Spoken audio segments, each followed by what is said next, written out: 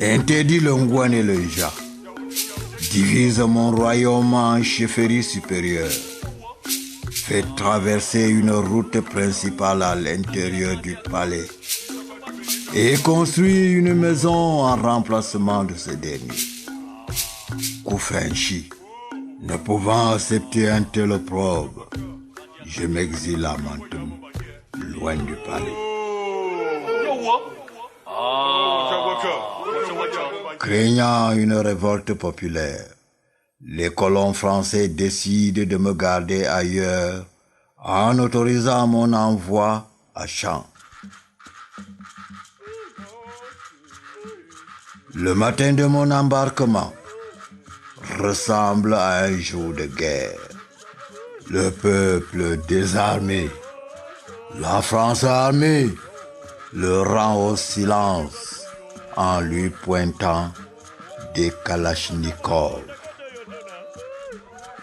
Ne pouvant me laisser aller seul, Jumolu en pleurant poursuit la voiture.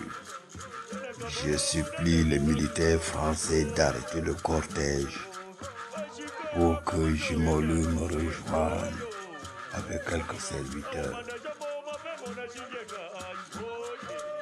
C'est la dernière fois que je suis roi, que je suis avec le peuple.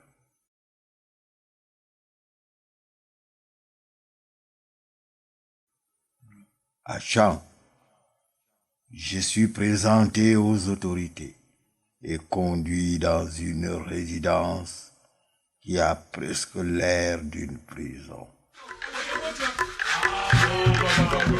Après quelques jours, une rumeur de ma libération par les guerriers Bamoun circule à Champ.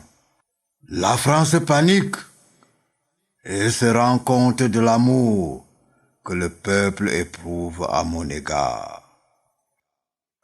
Voulant me séparer du peuple, elle veut m'exiler au Congo avec la complicité de mes frères.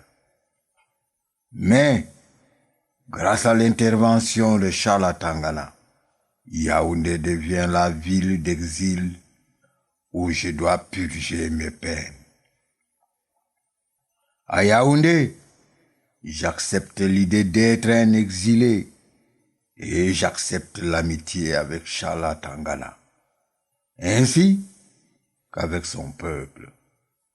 Et j'accepte la situation de captivité qui me hante. C'est pourquoi après un an d'exil, je mène des activités quasiment pareilles à celles que je menais dans mon royaume. Je reçois le peuple, je lui donne à manger, je dessine, je peins et j'enseigne ma langue aux Atemengue. En retour, il m'aide dans les travaux de construction et champêtre. J'assiste même aux côtés de Charles Tangana à une parade militaire française. Mon fils qui naît à Yaoundé porte le nom de cet ami, Joya Atangana. Cependant, je ne peux supporter l'esprit d'être Slan Joya, Fombière, un roi emprisonné par la France et surveillé par Charles Tangana. En 1933, le fait de penser que Slan Joya, sultan roi de Bamoun, est un prisonnier français, et surtout que le colon a fait de mon frère Jikoto, sultan par intérim. Je tombe dans un choc psychologique qui me conduit à l'isolement. Je commence à m'enfermer dans ma chambre. Je refuse toute visite avec les miens. Seule ma femme est autorisée à y entrer.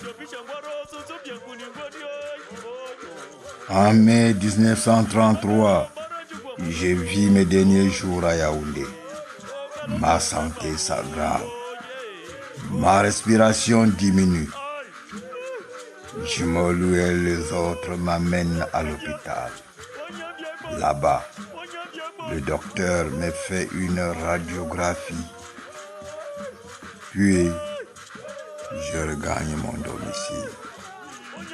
Quand la nuit approche, je commence à voir les signes de la mort.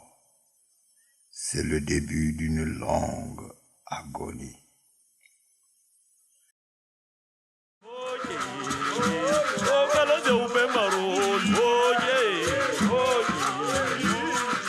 La nuit du 30 mai 1933,